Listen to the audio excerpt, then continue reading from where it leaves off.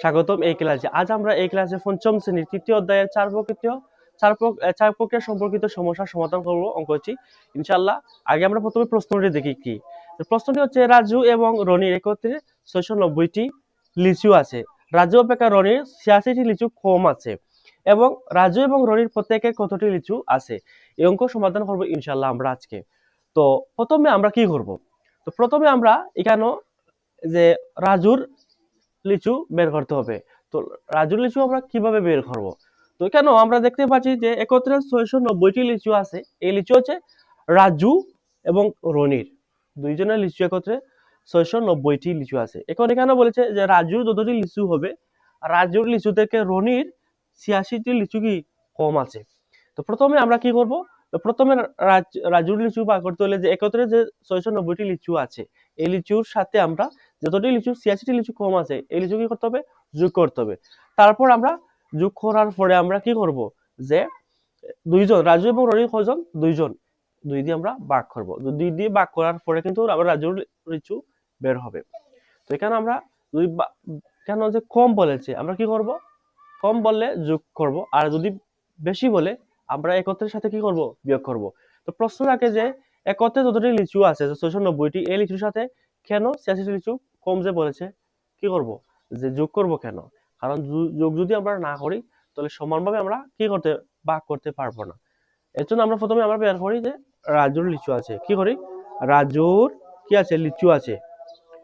রাজুর লিচু আছে। রাজুর লিচু আছে, প্রথমে কি করব? আমরা যে 690টির সাথে কি করব? 86টি লিচু কি করব? প্রথমে 86 লিচু যোগ করব, তারপর 2 দিয়ে আমরা কি করব? ভাগ করব। ঠিক দিছি কেন? তো এখানে আমরা কি ভাগ করি? তো 690টির সাথে কি করব? 86টি যোগ করব। 6 6 আর 9 যোগ করলে কত হইব? 17 77 হইলে 6 আর 8 7। এখানে আমরা পেয়েছি 700 কত? 76টি। এবং এই 776টির সাথে কি করব? 2 দিয়ে এখন ভাগ করব। তো ভাগ আমরা করব কারণ ভাগ দুইজন, রাজু এবং রনি দুইজন, এজন্য 2 দিয়ে আমরা ভাগ করব। তো ভাগ করার পর এখানে 7 দিয়ে ভাগ করলে কবার যাবে? 3 বার। 3 দুগুণা কত? 6। 7 থেকে 6 বিয়োগ করলে 1, আবার 7 নিচে মানে নিচে নামছে, কারণ 1 কে 2 দিয়ে ভাগ করা যাবে না। 17 17 যাবে কি 8 বার। 8 দুগুণা কত? 16। তারপর আবার 1 নামছে 8। তাহলে আবার 2 দিয়ে ভাগ করলে 8। তাহলে কত? 388টি লিচু হচ্ছে কার? রাজুর। রাজু লিচু রাজু লিচু হচ্ছে 388টি। এখন বলেছে আমরা কি রাজুর যতটি লিচু হবে, রাজুর অপেক্ষা রনির 86টি লিচু কি মানে কম।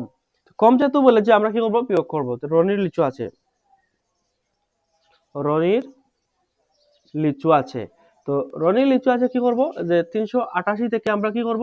যে বিয়োগ করব। তো বিয়োগ কেন করব? যে বলেছে, আগে তো বলেছি যে প্রশ্নের মধ্যে বলেছে যে রাজুর লিচু যতটা হবে, রাজুর লিচু 388, এই রাজুর 388 থেকে যে রনির 86টি লিচু কম, এর জন্য আমরা বিয়োগ করেছি। তো বিয়োগ করব কেন? কারণ কেন প্রশ্নের মধ্যে বলেছে। আগে কেন যোগ করব? যে যোগ করেছি 86টি, কারণ যোগ যদি না করি তাহলে আমরা সমানভাবে ভাগ করতে পারবো না, এজন্য আগে যোগ করেছি। আর এখন প্রশ্নের মধ্যে কম বলেছে, রাজুর লিচু থেকে রনির লিচু 86টি কম, এর জন্য আমরা 86টিকেও বিয়োগ করব। তো এখানে আমরা বিয়োগ করি। তো বিয়োগটা কেন করব?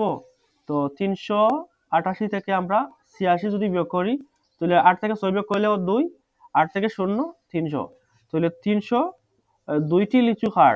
রনির। এই আমরা অঙ্ক সমাধান করেছি। তো প্রথমে আমরা কেন প্রশ্ন দেখি আবার, রাজু এবং রনির একত্রে 690টি লিচু আছে রাজুর অপেক্ষা, মানে রাজুর যতটি লিচু হবে রাজুর থেকে রনির 86টি লিচু কম। তাহলে প্রত্যেকের লিচু কতটি আমরা নির্ণয় করতে বলেছে বা বের করতে বলেছে। তো আমরা কি করেছি? রাজুর লিচু বের করতে হলে প্রথমে যে একত্রে রাজু এবং রনির 690টি আছে, তার সাথে 86টি লিচু কি করেছি? যোগ করেছি। করার পরে 2 দিয়ে ভাগ করেছি। ভাগ করার পরে কিন্তু রাজুর লিচু বের হয়েছে, তাই রনির লিচু বের করেছি। রনির লিচু থেকে 86 লিচু কম আছে। তো এই অঙ্কটি ভালো লাগলে তো অবশ্যই শেয়ার করবেন যাতে অন্যরা শিখতে পারে। তো অন্য ক্লাসে দেখা হবে। আল্লাহ হাফিজ।